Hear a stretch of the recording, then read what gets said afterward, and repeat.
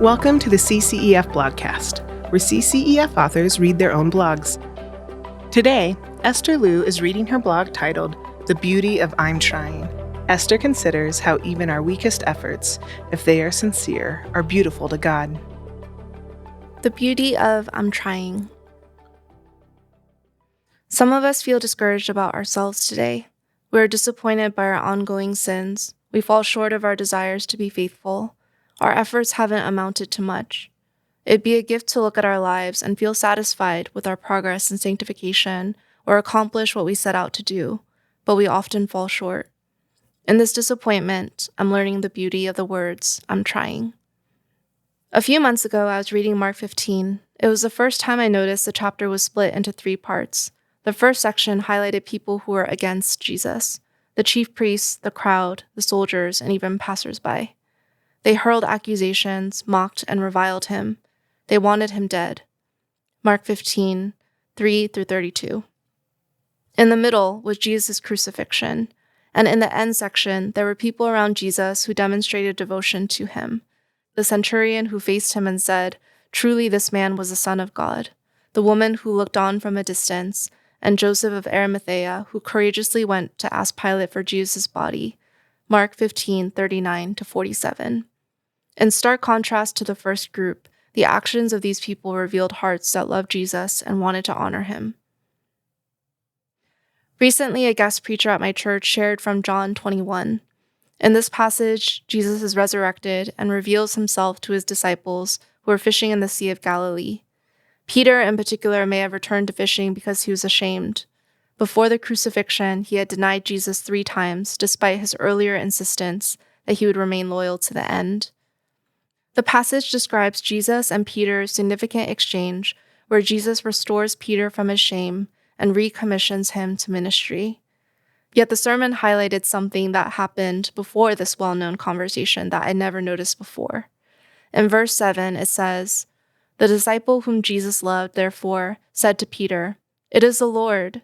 When Simon Peter heard that it was the Lord, he put on his outer garment, for he was stripped for work, and threw himself into the sea." Though Peter was fishing, when he heard it was Jesus, he immediately got dressed, threw himself into the sea, and swam to land, to Jesus. These people surrounding Jesus and the glimpses of their devotion have ministered to me lately. Different people, different stories, some marked by failure and shame, different ways of expressing their love for Jesus, and yet in a significant way, it's clear that they are choosing him. They're choosing to be with him and to do right by him. They're choosing to be for him, not against him, to move towards him, not away from him. Imperfectly, weakly, unimpressively, diversely, it's clear what or whom they have chosen. Back to the phrase, I'm trying. This phrase is meaningful when I get caught up in anxious toiling, wanting to do better and measure up, to be less selfish or more disciplined, to be less constrained by physical limitations, to be a good daughter, sister, aunt, employee, friend, church member. On and on it goes. These are all good things, but after a period of trying so hard to make these things happen, I still often fall short. Efforts seem fruitless. Things are still broken, and I myself am still broken. In times of discouragement, I reach the point of desperation and say, "God, I'm trying." With these words, my heart is saying, "God, I wouldn't blame you for being displeased and disappointed, but I'm trying my best here. I know the results aren't all that great. There's not much to show for the effort. Relationships are still fractured. I still haven't met other people's expectations or pleased the people I sought to please. Decisions I made, maybe I didn't have enough wisdom. I could have done things differently, and I'm sorry. Maybe if I were wiser, maybe if I were godlier, more disciplined, more competent, less sinful, maybe then things would have turned out better. But I'm trying, God. You know I'm trying. I'm trying to seek you and be prayerful. I'm trying to do right by you and others. You have given me your spirit, a heart of flesh, so that I would live to love you and others. I want this. I'm sorry I'm messing it all up, but you know that I'm trying." I wonder if that's why these people surrounding Jesus have seemed so beautiful to me. In their imperfect, weak, and maybe unimpressive ways, they are trying as well. I see the sincerity of their effort and heart. I see that they have sought to choose Jesus. It's not the successful outcome that blesses me. It's not that Joseph of Arimathea successfully retrieved Jesus' body.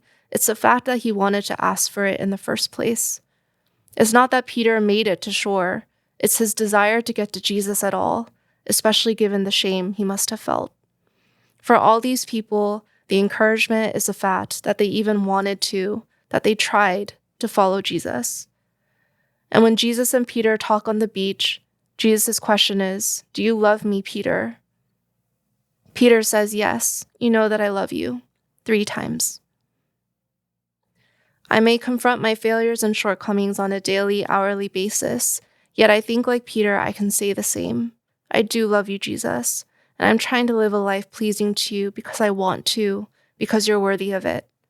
While I know trying isn't everything, I think it is something, maybe not something to anyone else, but something to you. When sharing these thoughts with a colleague, he mentioned the Westminster Confession of Faith 16:7, which speaks of the good works done by believers. It says, "Notwithstanding the persons of believers being accepted through Christ, their good works also are accepted in him, not as though they were in this life wholly unblameable and unreprovable in God's sight, but that he, looking upon them in his Son, is pleased to accept and reward that which is sincere, although accompanied with many weaknesses and imperfections." I'm slowly learning about the heart of God, that he is pleased to accept in Christ that which is sincere, even if it is very imperfect. I'm learning that he does not despise that which is offered in sincerity, even if it bears the marks of weakness. For any of you who are trying, the sincerity of your life and your trying is beautiful too. May we, as sons and daughters of our Heavenly Father, empowered by the Spirit, keep trying. And may we know the pleasure our Father takes in our trying today. Thank you for listening to the CCEF blogcast. At CCEF, we're always creating new articles, videos, and podcasts that are free to access. If you're interested in exploring our latest content, you can find it at ccef.org.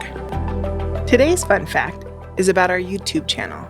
Did you know that CCF has a YouTube channel with over 150 videos covering a multitude of topics?